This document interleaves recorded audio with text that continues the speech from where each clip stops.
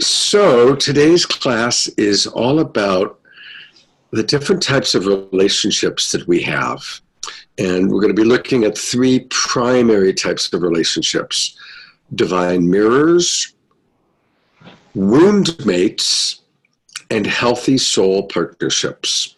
And this is really good stuff for all of us to just kind of reevaluate what kind of a relationship am I in, and not just love relationships, but it could be with family members, it could be with close friends. Is this where we're just really reflecting back and forth, which is the truth of all relationships?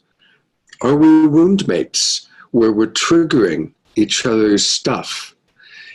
And or are we healthy soul partners? And none of these are good or bad.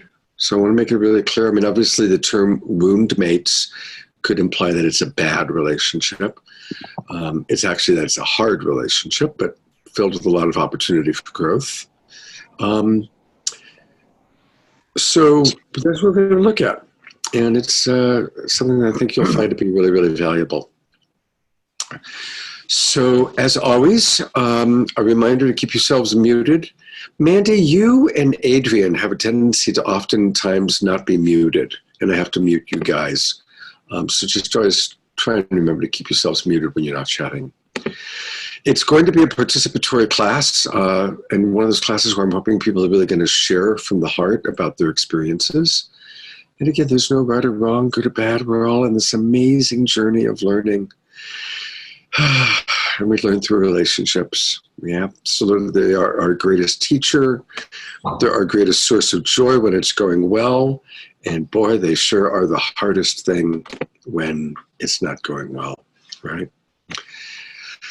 So with that, let's prepare for class and close our eyes. And let's start taking some conscious breaths.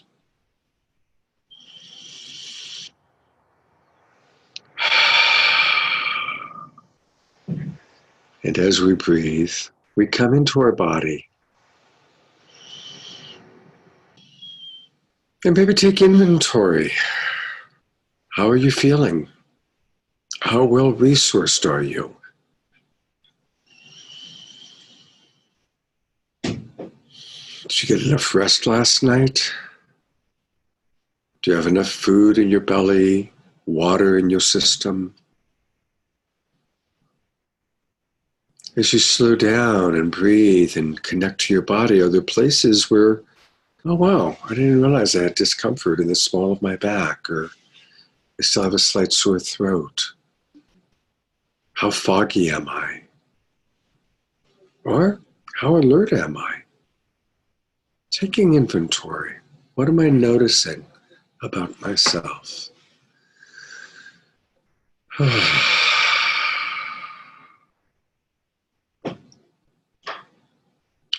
And that's our theme today.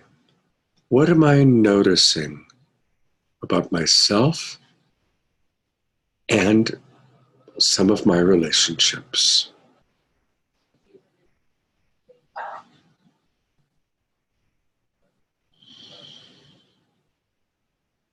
I invite you to continue to breathe, to slow down, and notice at least 2 or 3 things about yourself that you weren't consciously aware of 5 minutes ago. It might be a way that you're feeling. It might be a body sensation. It might be a discomfort. Or it might even be a thought which was influencing you that you weren't consciously aware of.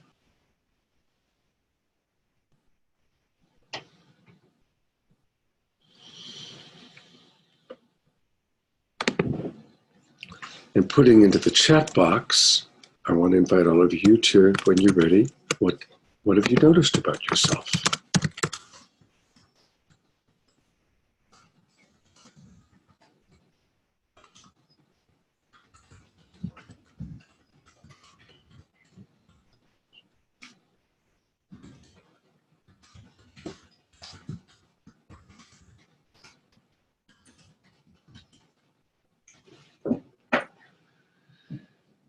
in the chat box. You'll find it on your device. Usually it's at the bottom.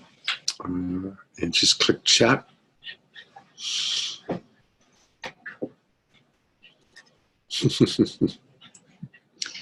Mimi's nose tickles.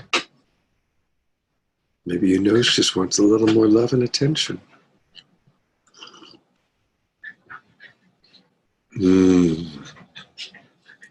Well, Mark, I hope that we'll be able to answer that question by the end of the class.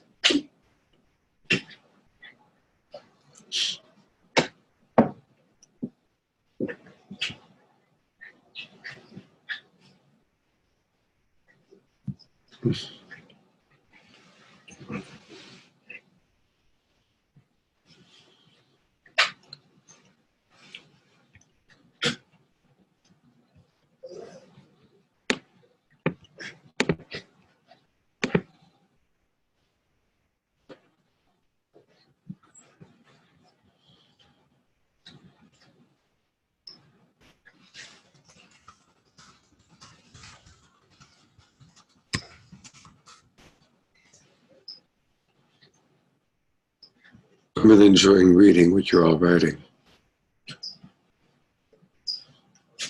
And of course, after each of you have written what you're noticing, take a look at what your classmates are experiencing. Isn't this a wonderful way to connect? Just those short little phrases, and we're having a sense of what each person, an aspect of each person's reality.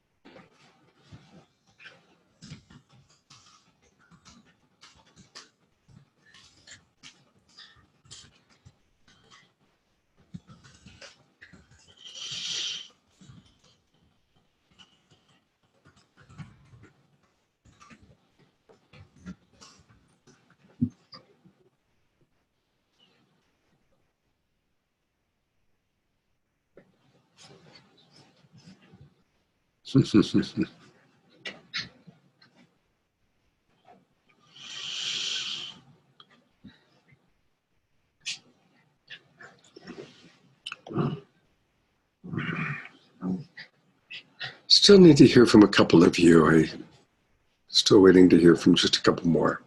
I haven't seen Erin yet. Michaela. Oh, no, Michaela's there. Michaela put hers in.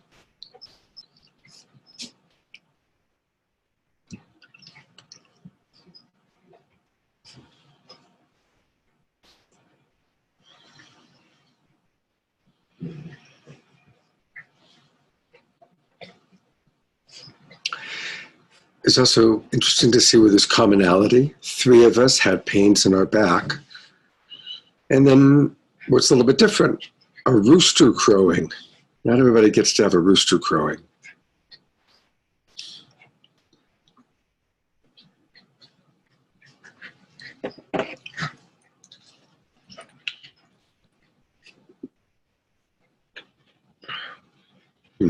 Okay.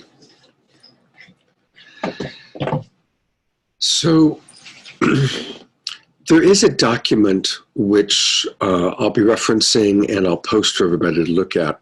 And I want to acknowledge that it's actually a document that Emily and I created a couple of years ago. But at the base of it all is remembering life is relationship. And everyone actually is a mirror that we can look into. From a metaphysical and mystical standpoint, if you believe in oneness, or if you believe, the scientific perspective that we're all living in the unified field of ever-changing molecules, even though we're having an experience, we're spiritual beings having a human experience where we are in this body, but actually everybody is a reflection. And many spiritual teachers teach that God is everything that has created the illusion of separation so that we can experience ourselves through each other, right? And whether you see that from a mystical point of view or just from a more kind of practical point of view, when we can recognize that each person is reflecting something to me, then it helps us to get out of judgment and into curiosity. It's interesting. I mentioned I did a session this morning at 7:30 a.m., which I never do, but it's this couple that I've really been wanting to work with. And they're an older couple. They've been married for 45 years. And he's Jewish. She's British. They have a store together. And so much, they love each other. They've been through so much together. I mean, imagine being married for 45 years, right? That's incredible. It's older than some of you are, right? And of course, they've fallen into patterns, and the biggest pattern they're in is not being curious. The moment one person starts to say something, the other one figures out what they're going to say and goes into reaction and goes into presenting the other side of it, right? So we really were working on slowing down, letting the other person finish, reflecting back your understanding of what they were saying, and being curious. And that was like what we were working on.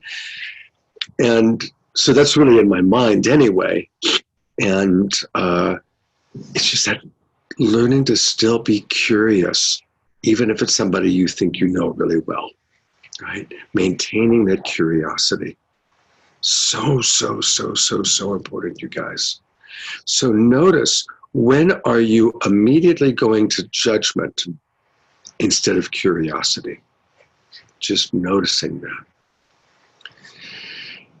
And again, I will pull up this little document for us to look at. Here we go. And again, I'll post it so you guys will be able to reference it after the class. But just right off the bat, a question to all of you. Can you accept that everyone is a divine mirror? And can you see the divinity within all people? Even Donald Trump, right? I mean, that's who I have the most trouble with. It used to be Bush's guy, the vice president under Bush. Oh God, I can't believe I'm blanking on his name. Cheney. Yeah, Dick Cheney. That's who I used to have the most enemy images of, was Dick Cheney. And then I think when I saw the movie Vice, it really kind of helped alleviate it because it really outed him. So I want to put that forward, so it's not just me talking. Who wants to respond to those two questions? Can you acknowledge that everyone is a divine mirror? And can you see the divinity in all? And we'll start with Mandy. I would love to hear your thoughts on this, because it's something I've struggled with for a long time as the street angel. And I hate seeing the bad crap in the world. It like perturbs my soul, and that's the word of the day, I guess. I don't like hearing about people who beat the crap out of their wives and harm their children and abuse their children, and pedophiles or rape children. Like, I mean, how, like, I don't like seeing the evil, you know what I'm saying? Yeah. And like, how do you process that? And like, you know what I mean? Right. That's like $1 million question. So thank you for asking it, Mandy. Allison will be next. So seeing the divinity in all doesn't mean you have to like it, right? Doesn't mean you have to like it. And what that reflects to you is your values. So let's take something that's not black and white. Let's say you see a parent talking to the child in a very authoritarian way, and the parent is trying to correct the child, and they're doing it in a way that's very strong and harsh. You experience it as harsh. Okay, let's take that. Now, we could argue forever whether it was good or bad, right or wrong. Clearly, that's that parent's moment. In that moment, that's how the parent wants to try and train their child or teach their child. But what it mirrors to you is your own value for kindness, for consideration, for respect. And so anytime we judge something, which of our values, which of our needs are not being met by what we're judging, which then informs us about our own values. I mean, Trump really is a great example of it, right? From my perspective, the guy lies, and anybody that doesn't agree with him, he puts down. That to me is a bully. So my judgment of Trump is he's a bully and he's a liar. Now, I could post that on Facebook and there'll be 100 comments tomorrow, some of which are all about how Trump is awful and some of which are defending Trump. We can argue forever about it. What's not arguable is that it's showing me my value for honesty and not being a bully, not bullying people. That's what's not arguable, is my relationship to it. It's not even about Trump. It's about how this impacts me, how this informs me, right? And so, Mandy, what you see, the evil in the world, it has informed you in a way that has initially this thing that I love about you, which is going out there as a street angel, promoting kindness, right? And let's all twinkle Mandy for doing that. And Mandy, pull down your camera so we can see more of you and less of the ceiling. There we go. It's amazing what you do, Mandy. It's so cool. I mean, she went to the freaking Houston Stadium, 50,000 people with their wings on. It's so cool, so cool. And rather courageous. Right now. You're in Vegas, wow. Yeah. I was running around Vegas all last night with my wings. That was fun. Oh my God, you're amazing. I love that. So, Allison, you're up next. Good morning, friends. This has become one of my favorite parts of the week, and I'm going to be really sad when it's over. Hopefully, we'll just cut to the next one. Well, that's what's going to happen, definitely. One thing that really helps me, because in the Unitarian faith, which is mine, we say we see the inherent worth and dignity in every human being. So that's the same, saying the same sort of thing. Mm-hmm. What I see is that all children start out as beautiful mirrors for the divine. They're clear, they're radiant, they're unmarred. And then the experiences of life, whether that be in the way that they're parented, whether that be in the way that life can affect them, starts to cloud that mirror and can make it dirty and can make it cracked. And that helps me to remember that, you know, I can see people like Trump, whose values I abhor, as someone who is profoundly damaged. And that helps me access my compassion. Because what must that little child have been exposed to in order to create this dwarfing of human sensibilities, in order to create someone whose whole survival is wound up in power and needing to distort reality in order to feel like he has some worth. That makes me mourn. And when I mourn, I can't close my heart off. It makes me have to feel tenderly towards someone who has been abused. And I think if I can just stay in that and say, I have such value for nurturing and loving children so that they don't end up that cracked and dirty mirror, so that they can stay radiant and stay true to their inner self. That helps me to move forward and say, no, of course I don't condone his actions. I don't condone the way he engages with the world.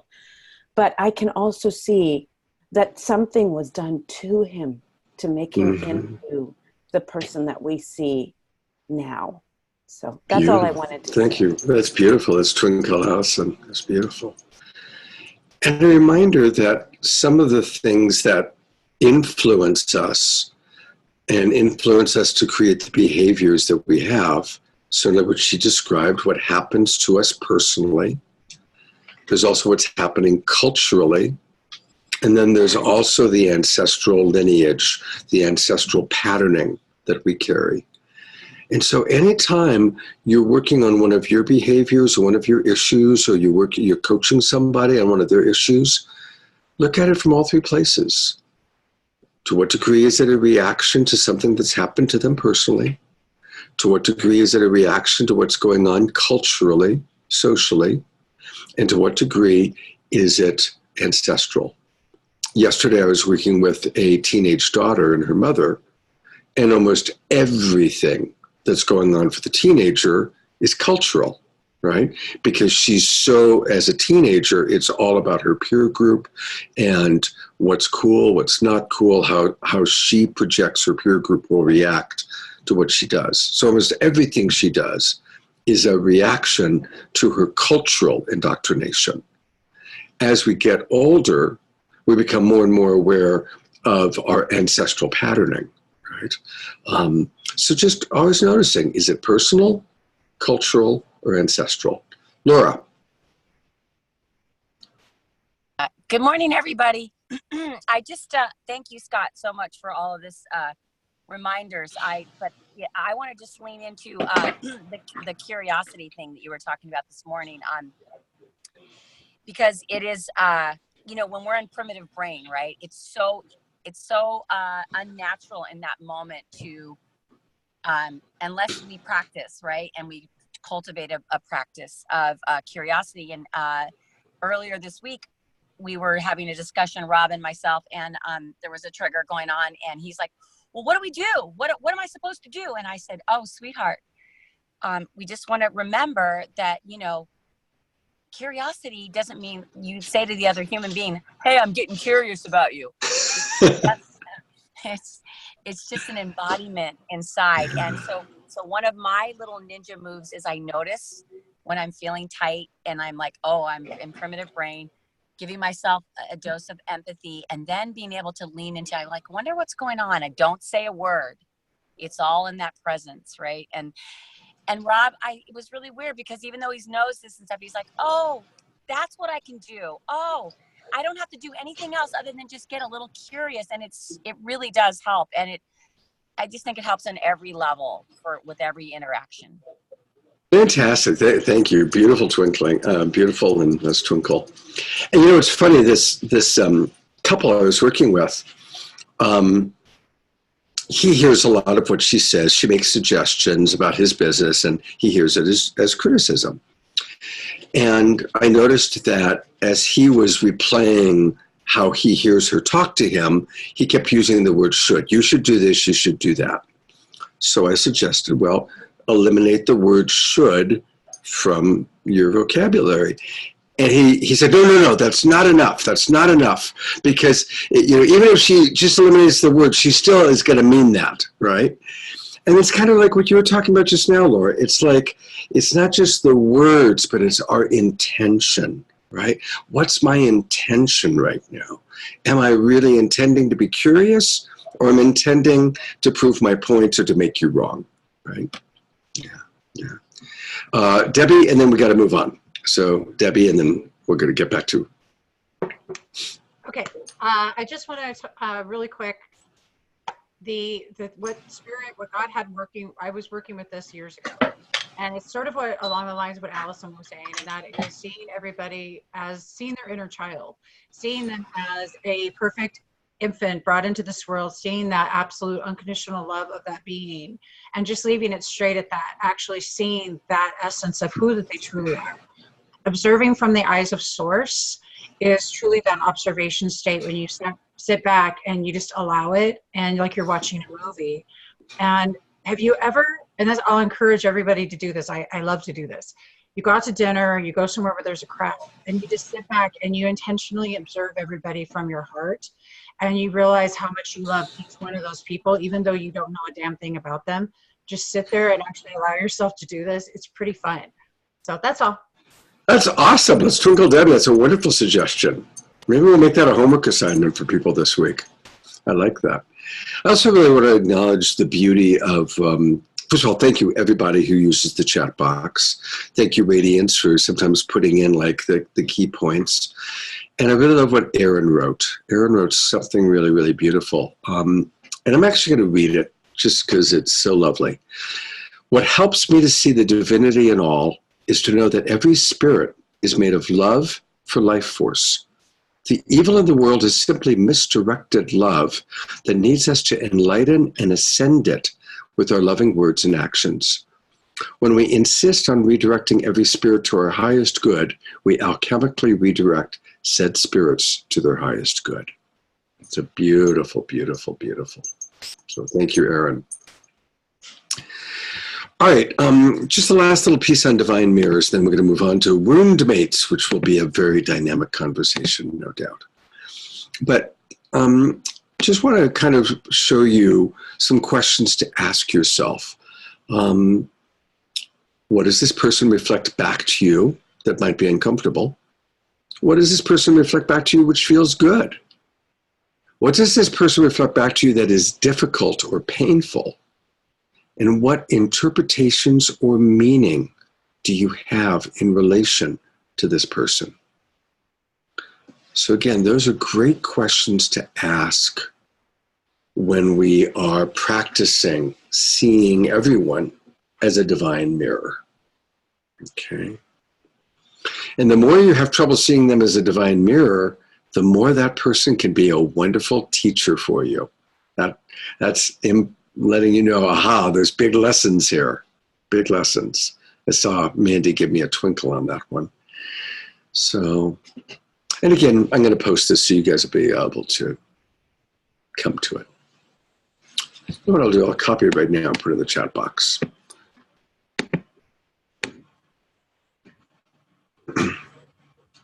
So, all right, we're going to move on to the next piece. Oh, I guess I can't do it that way. Oh, yeah, I did. Okay. Wound mates. So you meet someone, incredible chemistry, incredible connection. Oh my God, soulmate, twin flame. This is the person I've always been looking for. It might be a lover, it might be a best friend. It's amazing. It's so good. And then as time begins to unravel, they have these habits that just trigger the shit out of you. And your reaction to that habit triggers the holy shit out of the other person. And the next thing you know, it's so hard, but then it's so good. But it's so hard, but then it's so good. Oh my God, I cannot do this. I can't live without you. I can't live with you. Who's been there? Who's had that? I see everyone raising their hand, except for Adrian. Maybe Adrian hasn't had that. Or he's just too cool to raise his hand.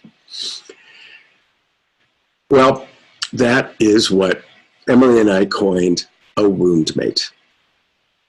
And boy, wound mates are tough, tough relationships. They're really, really, really hard. And I have a theory, honestly, that when we attract a wound mate into our life, it's our soul, our higher self saying, this person is the perfect person to trigger the stuff that you're now ready to work on. I really believe that with all my heart. You know, they've recently discovered that when people are of procreation age, their pheromones talk to each other. And if it's a good DNA match, there is literal sexual chemistry because the pheromones are both saying, hey, we could make a healthy baby together, right? So there is real sexual chemistry. It's biological. But I believe it's the same way on a soul level. When we're older, it's like we attract people that are going to perfectly trigger the stuff that from our ancestral or our cultural or our personal wounding we need to work on. So I'm just curious, who kind of sees it that way? Who can imagine it playing that way? Hey. We're not playing now. Okay.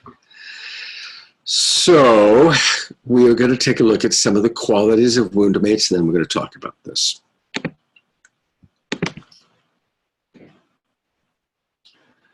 So qualities and considerations of a wound mate. Dynamic mutual attraction. If it's lovers, there's a strong sexual chemistry. You really perceive like a profound soulmate relationship. This person gets me. I recognize you. And a deep longing for healing. And that healing may be, oh my God, this is the person who really hears me, who understands me, who turns me on, who, whatever it is, there's something about that person that's just really a big thing.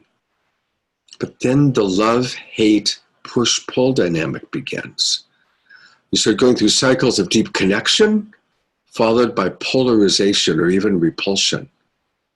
You start really needing to change them. I just need to change this about him. Oh, I really need to fix her blank, blank, blank. If only I could just heal their blank, blank, blank. And then the relationship starts feeling compulsive, addictive, and even obsessive. Maybe we start falling into, remember we did a whole class on codependence and interdependence. So maybe you start falling into the victim, perpetrator, rescuer triangle. Oh my God, he's a victim, I'm going to rescue. Oh my God, he's abusing me, he's a perpetrator. Now I'm the victim, right? So I'd love to just open it up if anybody's willing to share a little bit about a relationship they've been in that reflects that. Yeah, Mimi. Hi, beauties. What I really found in like that chemistry and in that dynamic was that, number one, I remember reading a part from the Bible and it talked about the purification of gold and how all the impurities rise to the top so that it can be purified. So one theory that I have, that's Will. It's our Marine. One theory that I have around that is that once I get to a certain level of safety, then all those people start showing up in my life because I've kind of, like, if you look at Maslow's theory of needs, and then you piece all those little pieces together, and then all of a sudden somebody walks in, and all of the things that aren't in, that I needed to look at in my life, that other person gets to show up in a really big, fun, energizing way that I'm fully captivated around. So I'm like, wow, you're so sparkly. And then all of a sudden I'm like, oh my gosh. So I really see like full activation, especially for my brain, like that loves like a big stage. Like really, there's a lot of compelling, like, wow, you have my full attention. And through that is where I really like, oh, there's some ownership of stuff that I need to look at here. Yeah. So that's where beautiful. That's beautiful. Big twinkling for Mimi. Absolutely. Absolutely. You know, another way of looking at it is that we're shining each other's diamonds, right? Like there's a diamond underneath with all the gunk on top of it. And when we have these wound mate relationships, if we work with it appropriately, we shine the diamond. Anybody else? Yes, Laura. So I just wanted to give a perspective that I learned from Gay and Katie Hendricks, which was sometimes when you find yourself in that dynamic for a while with a partner or in those kinds of relationships, we call them entanglements. Mm-hmm. And you don't always, it's not always going to morph into, you know, a healthier relating pattern. It's, you know, so sometimes it's really good to notice, is this an entanglement or anyway? Yeah, I like that. I like that. Definitely. Is it an entanglement? Right. And so is it an entanglement based on kind of a codependent enmeshment? Right. Or is it an entanglement because it's higher self, God's self saying, mm-hmm. hey, there's an opportunity here for growth. You know, yeah. And that's where sometimes, honestly, that's where sometimes it's good to bring in a coach. Because, of course, as a neutral person, the coach can see where it's just codependent enmeshment of unhealthy patterning versus, oh, wow, this is an opportunity for both of you to grow and to evolve. Yeah. Mark, I saw you raised your hand. Were you wanting to speak or were you just raising your hand to agree with something?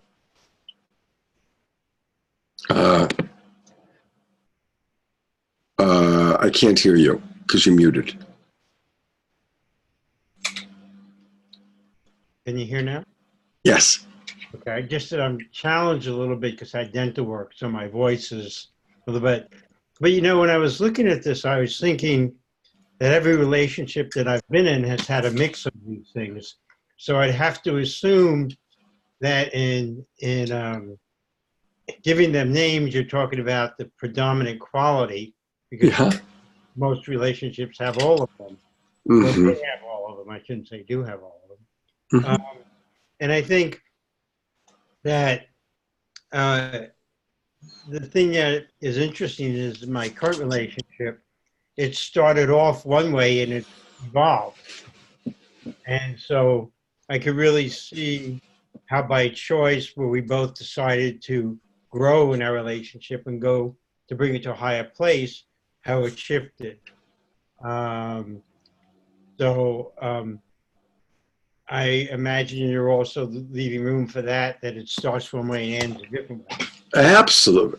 All relationships are on some sort of a path, either a spiral of more awareness and consciousness or spiral down into more judgment and criticism, you know?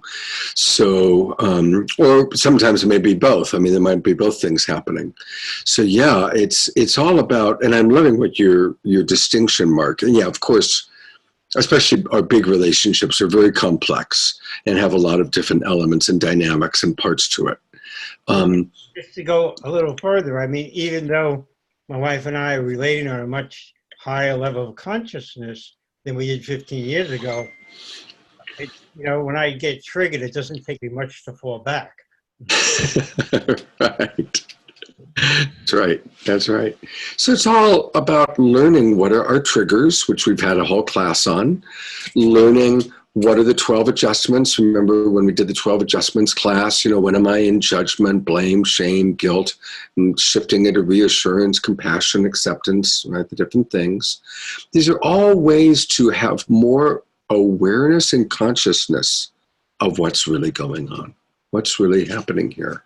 How can I become more awake and responsive as opposed to reactive, right? And that's almost all these classes begin to dovetail into the process of awakening and being responsive and not reactive, being conscious as opposed to unconscious, right?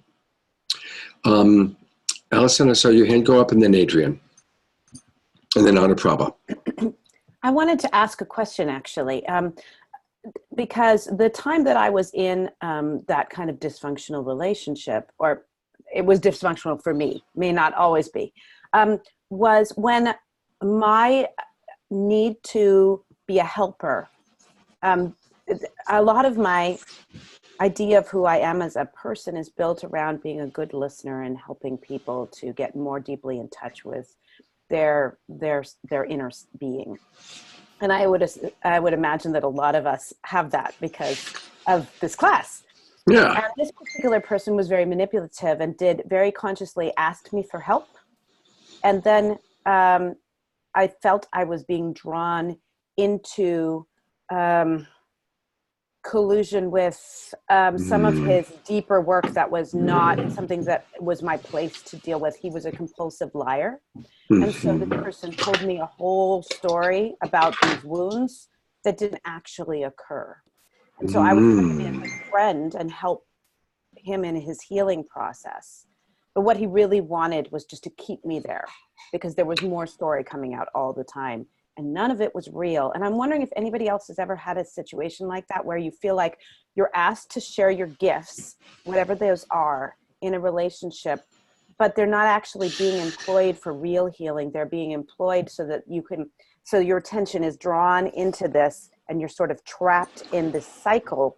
That's the scariest thing that's ever happened to me in a relationship because I was trying to be a helpful friend, but then I couldn't trust anything that was being said after a while because most of it was not true.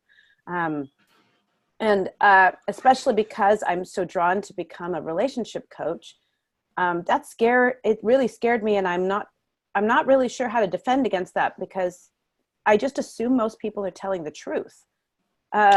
So I'd love to get your insight on that, Scott. And also, I'm wondering if anybody else ever had that situation come up for them. Yeah. So just by raising hands, not going to call in anybody. Who's had a similar situation? Anybody else have a similar situation? Okay. So notice who raised their hands, and maybe you can even have private conversations with those guys. So as I hear you tell the story, Allison, the question that comes up for me was this person conscious of what he was doing? You think he was? So he was consciously lying. Okay. What need of his was he trying to meet? Which of his needs so let's go beyond the judgment of he's a liar. Which of his needs was he trying to meet? He wanted connection. Yeah. I think, and he wanted to be heard, seen, known, understood, trusted, but unfortunately his actions didn't end up meriting trust. But I think he just felt overlooked in his life. Yeah. In order to feel more seen, he had made up a story that he thought would garner him the attention that he felt like he needed, that he couldn't seem to get in other ways. So I could have compassion for that, but it's really scary when you're trying to give support to something that didn't actually occur. Yeah. Ugh. Yeah. So first of all, thank you for your quick ability to have compassion for him and see it from that perspective.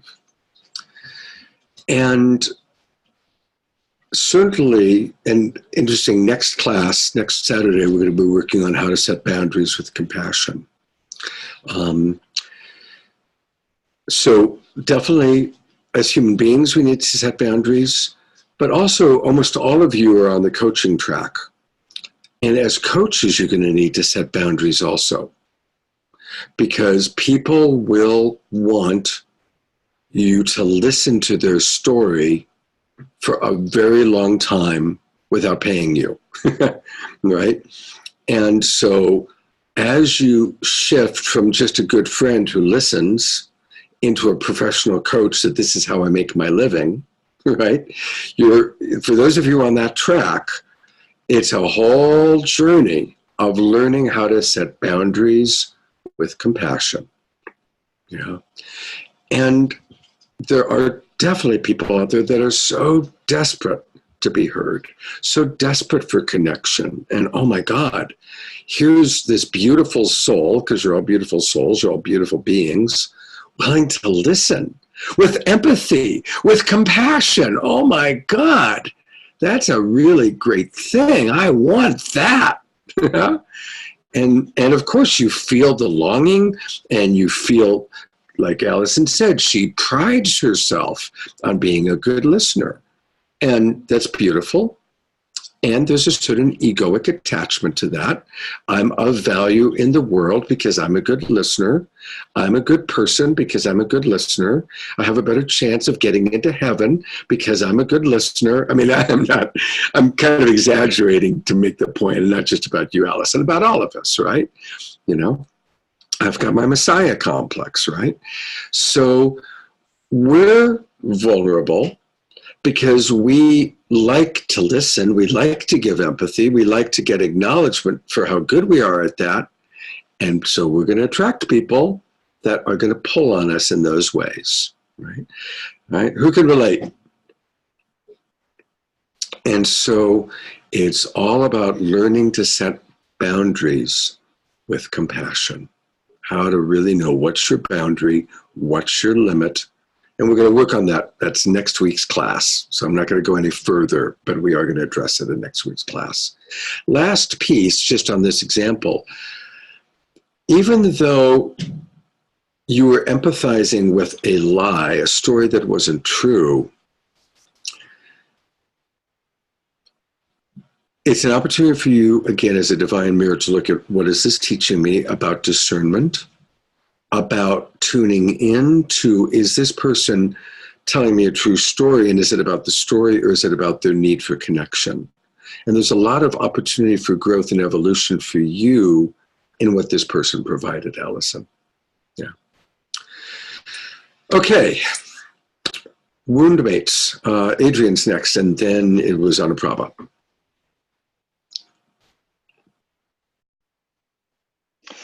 This is also a question, and hi, everybody.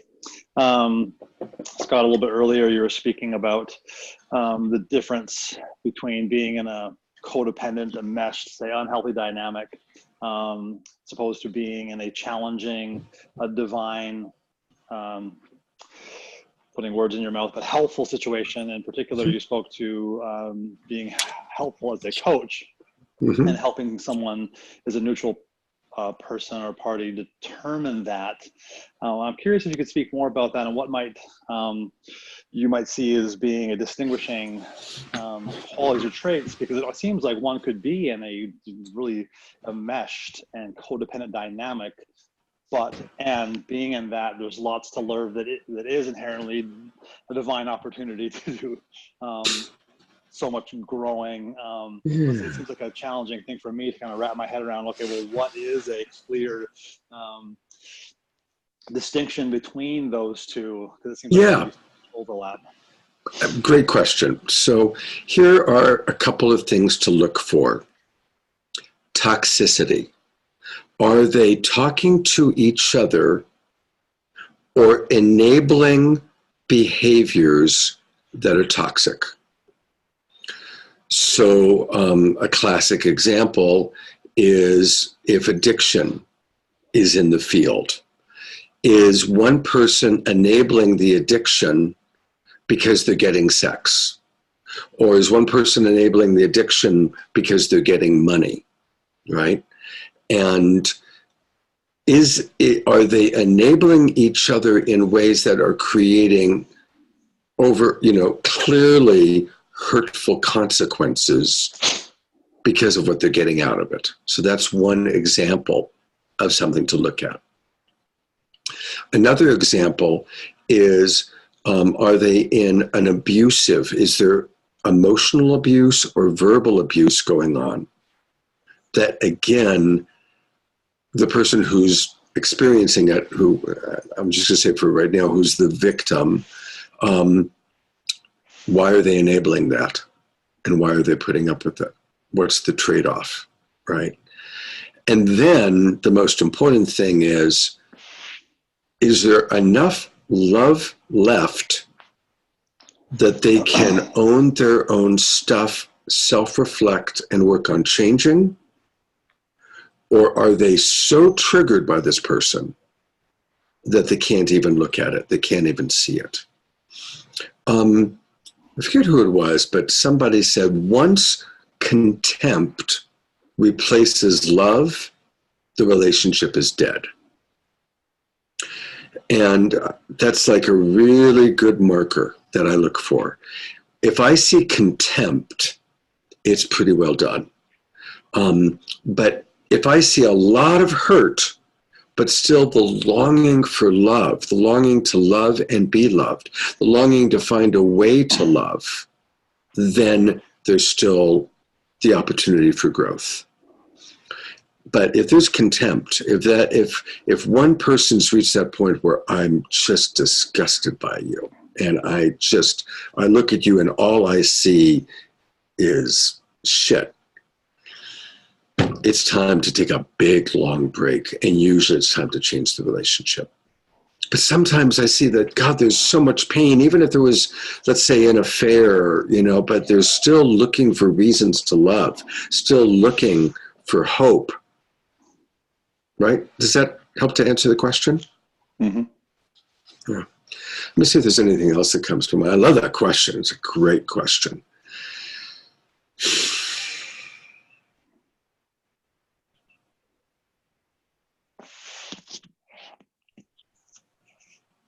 Well, I guess the other thing that comes up for me is I find myself evaluating their emotional intelligence skills. And if there's too great a gap, right? If one person, I'm going to mute you because it's loud. if one person's like much more emotionally intelligent than the other, like one person's really good at self-reflecting and the other one's not willing to self-reflect, that's a pretty hard place as well. Sometimes one person's level of evolution is so much greater than the other as it relates to relationship. But again, why are they staying in it? If they're staying in it because of survival needs being met, or feeling I'm better than you, so I'm going to stay in this because I'm so much better than you, not so, then that's a much more unhealthy dynamic, right? So that's another thing that as I'm thinking about some of the couples I've worked with where I've noticed danger areas, right? So great question. Thank you. I think Anuprabha is up, and then Hannah, and then we're going to move on. Yeah. Hi, everyone. When you were saying that, since I have been in that relationship, very, very, very, very dynamic, very creative, very passionate.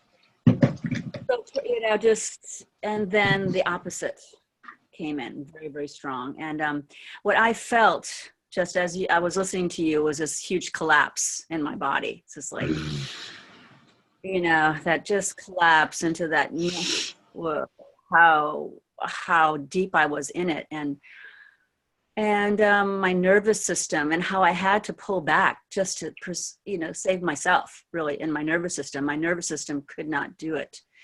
And, but it was interesting. I just felt this collapse. I just thought I wanted to share that somatic feeling of the huge, how hard I tried, how I wanted it to so bad. And it was so beautiful and so challenging. And to really, I think what I learned to really was pulling back for my nervous system, for my survival, and also my needs in the future to really look at the other person's willingness to meet me, as far as, we're both understanding that we were wound mates. We got that.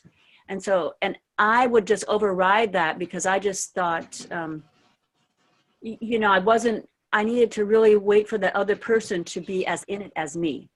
And I think that's like a really, really think to really like deeply look at, because it's easy for women, for me, it was easy for me to really see the beauty and see how amazing it is. And and then the other person would take the other view, right? Right. So that need for mutuality, I really said, okay, now I really look for the need for mutuality is what I started looking for. Where are you going to meet me in this? So getting on even grounds. And that kind of really brought us to at least understanding where we were at, and like still remaining really good friends, but realizing we really couldn't be in the relationship at that point. So that the willingness and mutuality. Beautiful points. Big twinkling for Anuprabha there. Those are really good points. Absolutely. Where's the willingness? Where's the mutuality? And actually, as you were talking, Anuprabha, it reminded me of, again, the 12 adjustments. We're not going to go through it, but just real briefly, a reminder that, go through this chart with that person. Can you look at this list with that person, and can each of you acknowledge which of the red words or red intentions or red experiences you still fall into, and which of the green words you want to embrace? Can you actually work with now that person? The two of you can find the willingness and the mutuality to work with a coach, to work with a list like this. Great. But if there's just a brick wall, if there's just an unwillingness, or again, the mutuality isn't happening, if the person has fallen into, right, wrong too much, if the relationship has fallen into such a pit of I'm right, you're wrong, this is the way you are and you're never going to change. And that's another thing that, as I think about Adrian's question, that we have to look at. If someone, it's kind of like contempt, but if one person is just convinced that the other person's never going to change, it's usually over. We leave relationships when people put us into a prison of this is who you are and you'll never change. And most of us have left a relationship like that. It might be a relative, it might have been a best friend, it might have been a lover, but they're so hurt by how they experienced us in the past that they're not willing to let that go. And then we have to move on. Who's had to leave a relationship like that? Yeah, see, almost everybody's raising their hand. So those are other things that we have to look at. One last little piece that, as Anna Prabha was sharing her wisdom, that came up for me is, ironically, a good test is, can I practice radical acceptance of the differences between us? Can I practice radical acceptance of the differences between us? If you can, doesn't mean you have to like it.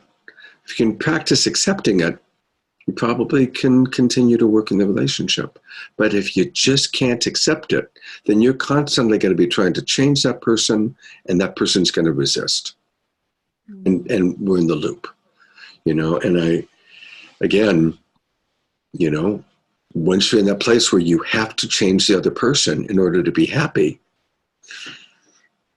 it's a problem. Now, if they want to change, right? They want to change their addictive behavior. They want to change their patterning. That's one thing. But if they don't want to change and you need them to change to be happy, we got a problem. Yeah. Okay, it's 11 o'clock. We're going to take a brief 5-minute break, and then we're going to come back and we're going to look at the qualities of healthy soul partnership. And then we're going to break out into breakout groups to talk a little bit about that. So let's just make it a quick 5-minute break. I'd like to ask everybody to be back. Cameras on at 11:05 California time.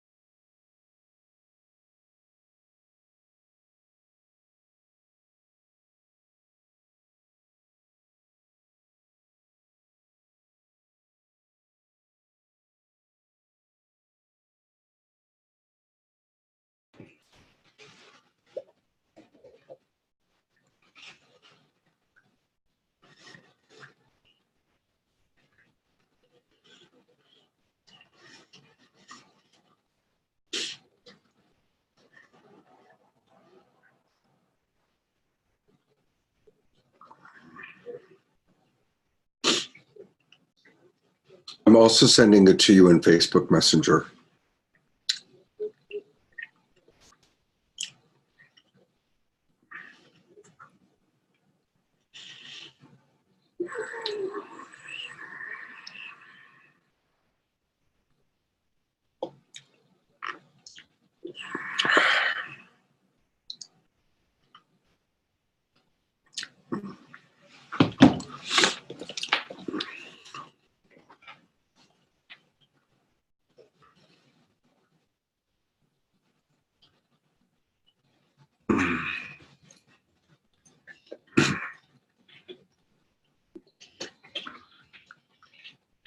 Okay. So, again, I want to acknowledge something that Mark brought up, which is that all of our relationships are complex, and they probably all have moments in certain parts where we're really in a wound mate dynamic, and other moments where, or certain parts of the relationship where it's very healthy. For those of you who are going to go down the coaching track, and again, what my plan is in February, I'm going to start this class kind of again with Debbie Garcia. We're going to be doing it as Relationship Essentials. And so any of you that want to take it will be able to take it again. It'll be similar, but a little bit different. And then we'll also be bringing in other people, of course. And it'll be Saturday mornings, 10 a.m.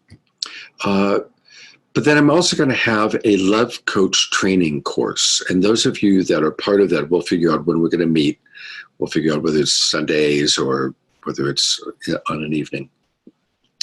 And one of the things that I'm going to take you through is how to give people a relationship inventory process, where we take a look at all the different parts of relationship. Because certainly there's some relationships where we do great when it comes to our sexuality, but we really struggle with working together, or we do great as friends, but we struggle in the bedroom, or whatever it might be.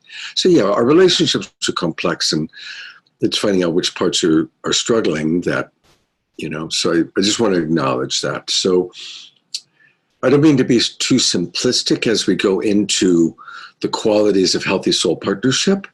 Obviously, it's more complex than this, but we are going to take a look at some of the qualities to look for when there is an experience of kind of what I'm calling a healthy soul partnership.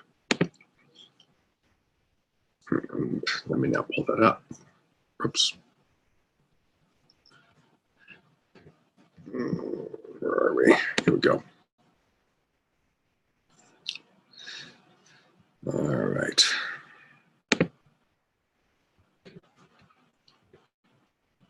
Everybody able to see that okay? Somebody say that you can see that. I see it. Okay, great. So just kind of going through it briefly, gentle consistency as opposed to the roller coaster dynamics. Remember when I was kind of acting it out, it's really great, it's really hard, but when there's just kind of a gentle consistency, not compulsive, obsessive, or addictive. We support each other's interests, including those that are outside of the relationship. We mutually support each other to flourish in all healthy aspects of life. We primarily see each other as equals or peers instead of no better than, like Anuprabha was saying, mutuality. Or remember I was saying, when one person thinks they're so much better than the other, right? That doesn't work so well. Another wonderful part of healthy soul partnership is subpersonalities, really recognizing that, okay, we're in awareness when we've fallen into a daddy-daughter dynamic or a dom-sub dynamic. We're conscious about it, and we both feel comfortable with that. An ever-growing intimacy and connection, balanced with growing autonomy and independence. That's a really big one. Can we still grow closer together while also growing the other parts of our life? And it's safe to communicate with mutual respect compassion, and care. So these are the qualities that we're looking for. So as we looked at that, open it up. Any thoughts or reflections that come up for people, or questions that come up for anybody? Anuprabha. And then I think I saw a brief Mimi flash. Yes, as I looked at those unicorn statements, sort of like, wow. Though I do recognize and see that my daughter, Shona, has a relationship like that. And so I'd like to kind of feel that even though I may be not able to give that self for myself, that actually I was able to give that to her in that way, with how I. So I do see like this ancestral healing is what I see. I'm doing this work on the path, for we're doing it for, our children, our future, our next generation, Yeah. And so that way, I do feel that kind of as a revolutionary in a lot of different ways, I've done all this work and done a lot of exploration. And I'm so grateful that I can see my daughter in a relationship like that, and 7 years together they are. And I really and I often thought I should just watch those guys and take notes, because they're doing all these things, and they give me a lot of respect around that. Feel like they just love me and want me in their lives and include me and are so respectful of me and really thank me, both of them. So, I feel a lot of love and gratitude for learning all this, what we're learning, and just seeing how important this work is for us to do on ourselves on all the different levels that we work for the healing of the next generations. And then Beautiful. ultimately the world, the planet, all of us. So. Yeah. Twinkling. All right. Well, what I've done while you were chatting and doing the breakout is I've created 4 breakout rooms, 3 people per each room. It worked out perfectly because we got 12 people. And so our pod leaders are Debbie, Anuprabha, Adrian, and Mandy. And but all of you are wise and all of you have contributions. And so what I'm going to ask each of you to do is during the breakout room, each person gets 10 minutes to either talk about their wound-made relationship, to ask the other 2 people for guidance. Each person gets 10 minutes to work on this topic in whatever way you want to work on it. You can talk about it. You can ask the 2 brilliant people that I've put you in the room with for their advice or their input, right? But really use the 10 minutes that you get to really support yourself in this dynamic. And I will post this document, by the way, in our Facebook Messenger thread. So if any of you need to do that, you can do it. Scott, can you send that Cement Throng Messenger? Yes, I'm going to do that. What's the throng? So, and if any of you get stuck or need support, just let me know. I will be here. Pod leaders, keep track of the time. Since each person, there's going to be 3 people, so each person gets 10 minutes. That's 30 minutes. So we'll come back just after 11:45, or like 11:47. Okay. So I am opening up the breakout rooms. Please click join and really be of service to each other. You're all wise. You all have gifts for each other. And if any of you get stuck, I'll be here.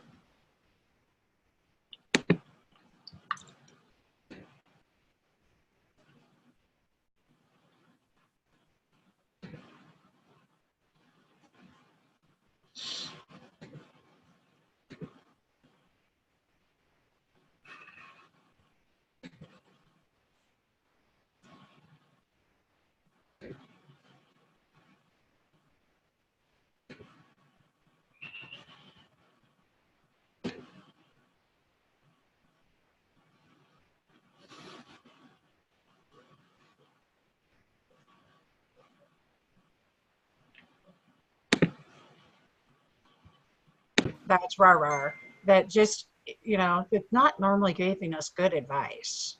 So, but they both did such a great job. I want to thank you both for all of the beauty that you brought to our time together.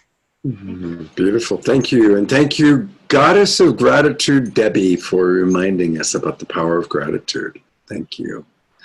Anuprabha, do you want to share about your pod? And then we'll hear from Adrian, and then we'll hear from Mandy. Yeah, we had a really deep, vulnerable sharing, and some, it's so beautiful how we can just come from all different angles. Some wanting totally in a polyamorous relationship, some monogamy, and Mark, who's been savoring a lot of different situations and coming from a deep friendship into relationship. And so we, with Radiance, this amazing ability of talking about creating boundaries for her own health, like for her own, like really clarity about boundaries of what she needed for herself, and in relationship to her other partner and her partner's choices. Just this really clear clarity and really going for her health and her insights, and just so powerful the way she communicates it, as only Radiance can, because I'm not doing it justice, but just the boundaries that she has for her health, for her being, for her way that she can show up totally. And the beauty of also with Radiance was this, her ability to see that her enlivening with her partner, with another person, the like really enjoying wow, yeah, that person can meet him on these levels where I'm not really interested to. It's not really where I'm at even, So going from thinking I had to be there and do all those things to go, no, actually, that's going on really good over there, and I'm going to take care of what I need to take care of. So power, strength, and then Mark, we actually worked somatically. I think very profound. Radiance and I together.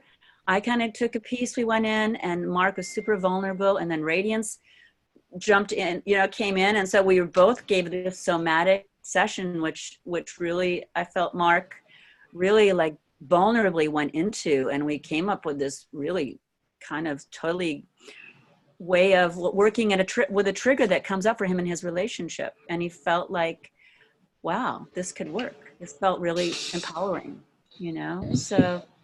And then both of those guys, I had a little bit less time. I didn't have so much time for myself. We could have gone a little, but they were the insights that I was given as far as the pain that I have around my husband not parenting his son.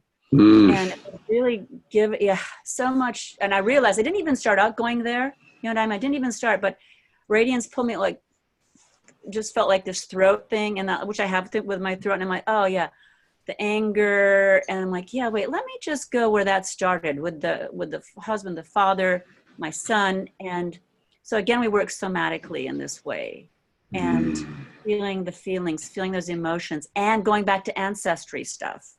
And realizing, coming out of that war-torn country, maybe that he was just didn't have the capacity and willingness, but it's deep, so, but that's where how we were working, and a lot of compassion in our group, a lot of presence, a lot of silence, and just holding and love. So thank you guys. Yeah. I love watching all of you guys growing closer, connecting with each other, bonding with each other. It's beautiful. I mean, that's like, I feel like such a proud papa, so thank you everybody for the descriptions. I noticed that Adrian's camera is off. Adrian, are you there, or should we have Mandy go next? Yeah, sorry about that. My phone died. Had to send my computer into Apple and using my phone today. Okay. I was on low battery. No problem. Is it my turn? It is your turn. Yeah. A couple of my significant takeaways from our time together is just how valuable it is to create a time for us to share and have connection. Just that simple act of being vulnerable, which kind of is inherent in what you're asking us to do. I actually was able to share something that I haven't shared with this group that's very vulnerable. I think being with a smaller group of people was helpful for me. Mostly we spent time just reflecting on our own personal experiences. Allison was able to speak in more detail with what she shared earlier. And a lot of vulnerable sharing, and seemingly some realizations within our mutual kind of thinking out loud in this place of being seen and held about, what is our experience? What are we going through? What questioning and challenging the value of what it is we're experiencing, and looking more deeply at the three qualities that you're bringing up in this class. Cool. Where are we in that, and how much does it waver in between the three? Right. Beautiful. And I really want to encourage everyone this week, apply today's class to your relationships. Wow, when am I falling into a wound debate kind of thing? When am I really seeing this person as a divine mirror? Wow, when are we just really supporting each other? When does this feel like a good, healthy relationship? So really applying today's class to your different relationships, okay? And then on Wednesday, for those of you that are coming back, it actually gives you a couple days. What have you noticed? Okay, so that's what we're going to work on. We're going to continue this on Wednesday. I'll hear from you in a moment, Mandy. I haven't forgotten, which is while it's in my mind. So, let's, really study, apply, and then we're going to come back on Wednesday and go even deeper into what we're discovering and learning and applying. And then I've got a little test I'm going to take us all through. Okay, Mandy, you're up. How'd things go with your pod? It was, we ended up going pretty deep, and can I get a thumbs up from Hannah and Daniel to share details? It's cool. Okay. Daniel had a very vulnerable share that he was able to connect very deeply with his wife and have a shift in their dynamic, more understanding. They have a mutual wound from the loss of their 4-month-old child. But he was able to discover recently underneath that she had a very unmet wound for deep need for family. And she felt like she lost her family that she was building with him. And the fact he was able to, it clicked for him. And he was able to meet her in this beautiful container of both strength and tenderness, and just help her feel understood in her wounding and in her unmet need. And it brought them closer in a new level to their partnership. And that was really beautiful to hear about. And then with Hannah, ironically, she and I had a very similar situation with an ex relationship or past, where so she was explaining how, and she was releasing a lot of crying and grief over this memory of this ex-partner who just basically left her hanging emotionally, like wouldn't connect in a way, and some dimensions that she desperately was hoping to connect with him in, and just feeling that grief over that and having to leave that partnership. And I totally understood everything she was saying and resonated, because I went through that exact same thing with the partnership I had before Israel. And it was just so much grief and pain. And so I understood her need to release that, and like the emotion that's attached to the memory, and having that ability to the container to release some of that emotion and that grief. And so we just held that space for her to process and release some of that as it was coming out. And so it was just a really nice bonding time with us. Beautiful. Oh, hang on, I gotta turn it off. Hang on.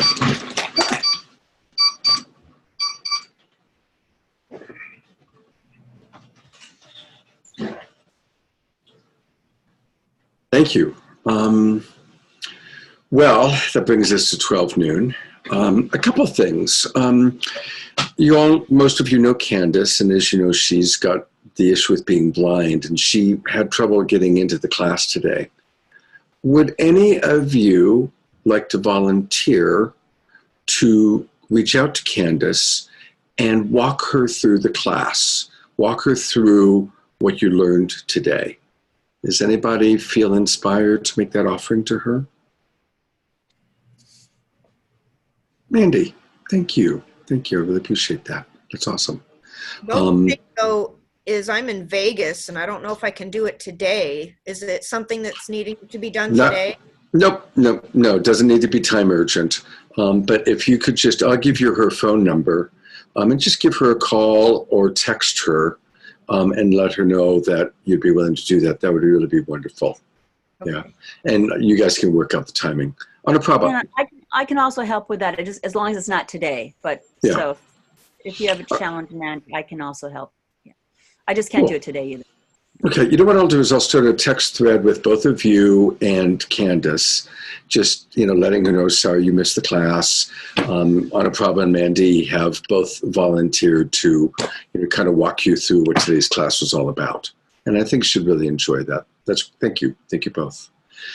All right, so as we're kind of winding down this round, but we are going to have a Saturday morning class starting again in February, and we are going to have a class specifically for people on the Love Coach track, and I'll be talking to each of you kind of privately about that.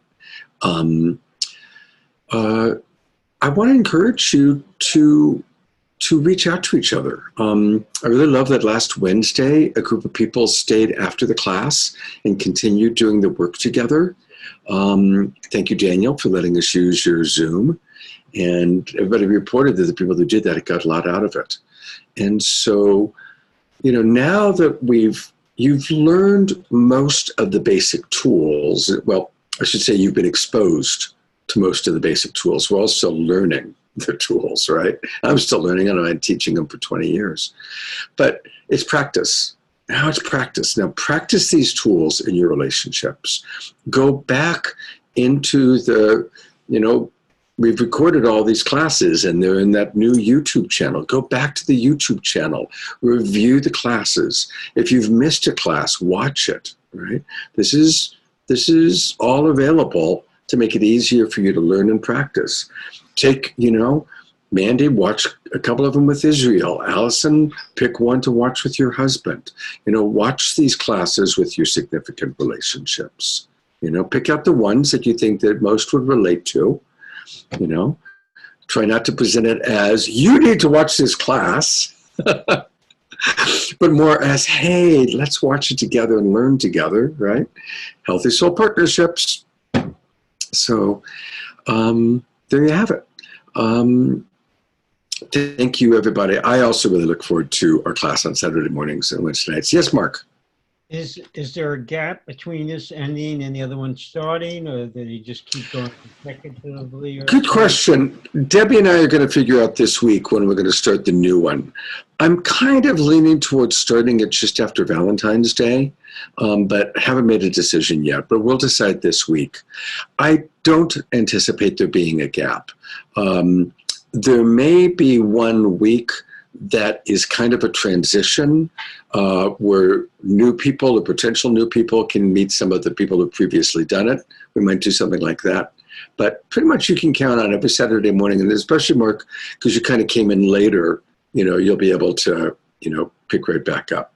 So, and any of you, I would encourage you considering doing the next round of Saturday mornings, because even though it's material you've heard before, what they say, we have to hear it 6 times before it permanently locks into our brain.